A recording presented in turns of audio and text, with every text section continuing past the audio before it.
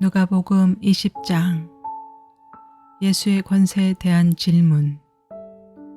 예수께서 어느 날 성전에서 백성을 가르치시며 기쁜 소식을 전하고 계실 때에 대제사장들과 율법학자들이 장로들과 함께 예수께 와서 말하였다. 당신은 무슨 권한으로 이런 일을 합니까? 누가 이런 권한을 당신에게 주었습니까? 어디 우리에게 말해 보십시오. 예수께서 그들에게 대답하셨다. 나도 너희에게 한 가지 물어보겠으니 나에게 대답해 보아라. 요한의 세례가 하늘에서 난 것이냐, 사람에게서 난 것이냐? 그들은 자기들끼리 의논하면서 말하였다. 하늘에서 났다고 말하면 어찌하여 그를 믿지 않았느냐고 할 것이요.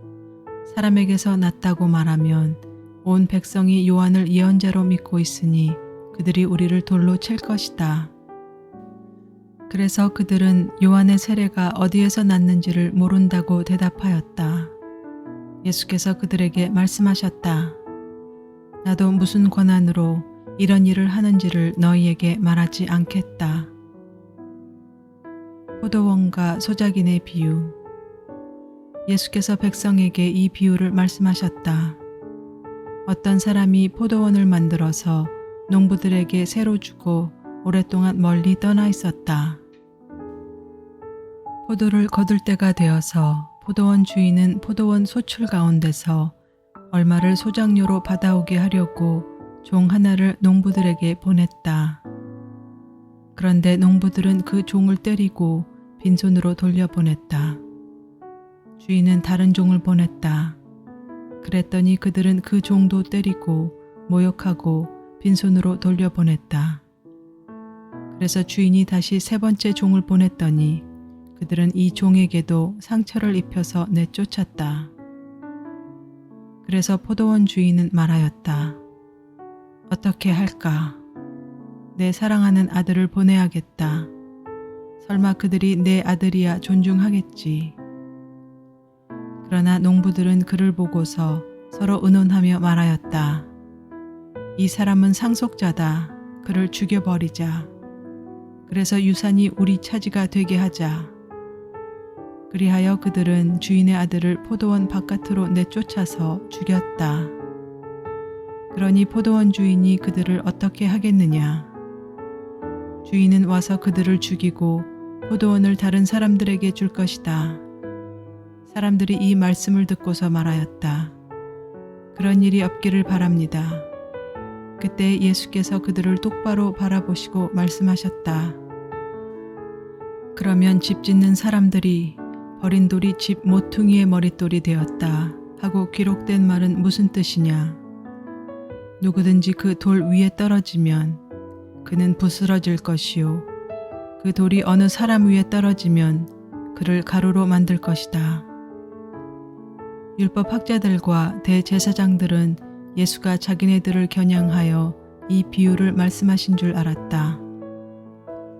그래서 그들은 바로 그때 예수께 손을 대어 잡으려고 하였으나 백성을 두려워하였다. 세금에 대한 질문. 그리하여 그들은 기회를 엿보다가 정탐꾼들을 보내서 이들이 거짓으로 의로운 사람들인 채 행세하면서 예수께로 접근하게 하여 그의 말씀을 책잡게 하였다. 그렇게 해서 그들은 예수를 총독의 치리권과 사법권에 넘겨주려고 하였다. 그들은 예수께 이렇게 물었다. 선생님, 우리는 선생님이 바르게 말씀하시고 가르치시고 또 사람을 겉모양으로 가리지 않으시고 하나님의 길을 참되게 가르치고 계시는 줄 압니다. 우리가 황제에게 세금을 바치는 것이 옳습니까? 옳지 않습니까? 예수께서는 그들의 속셈을 알아채시고서 그들에게 말씀하셨다. 데나리온 한 입을 나에게 보여다오. 이 돈에 누구의 얼굴상과 글자가 새겨져 있느냐? 그들이 대답하였다. 황제의 것입니다.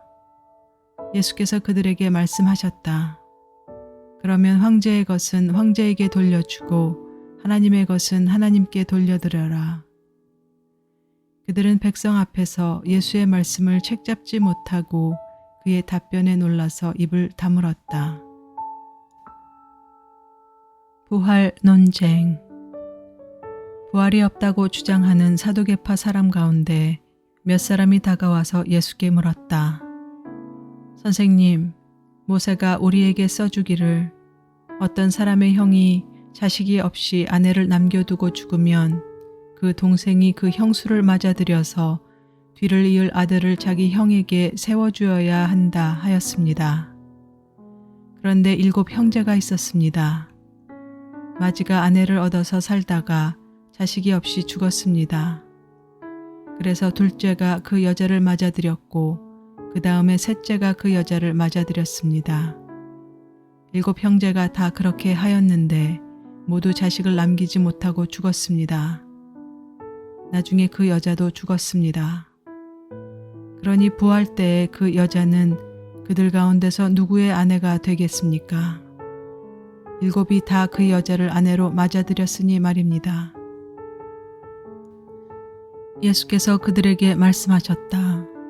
이 세상 사람들은 장가도 가고 시집도 가지만 저 세상과 죽은 사람들 가운데서 살아나는 부활에 참여할 자격을 얻은 사람은 장가도 가지 않고 시집도 가지 않는다. 그들은 천사와 같아서 더 이상 죽지도 않는다. 그들은 부활의 자녀들이므로 하나님의 자녀들이다.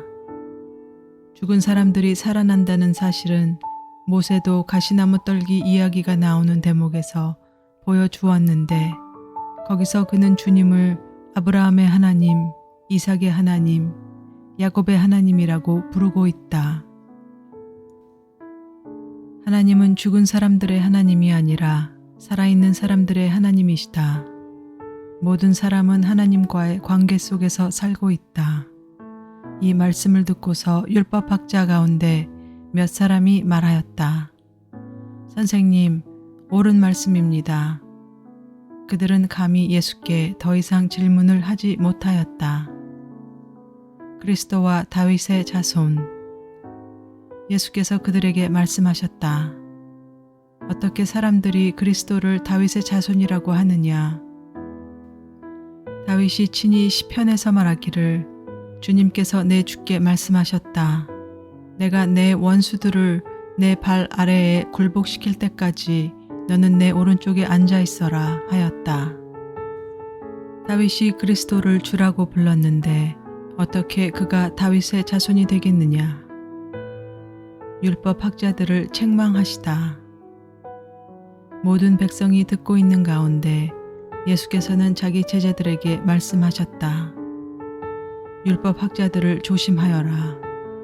그들은 예복을 입고 다니기를 원하고 장터에서 인사받는 것과 회당에서 높은 자리와 잔치에서 윗자리를 좋아한다.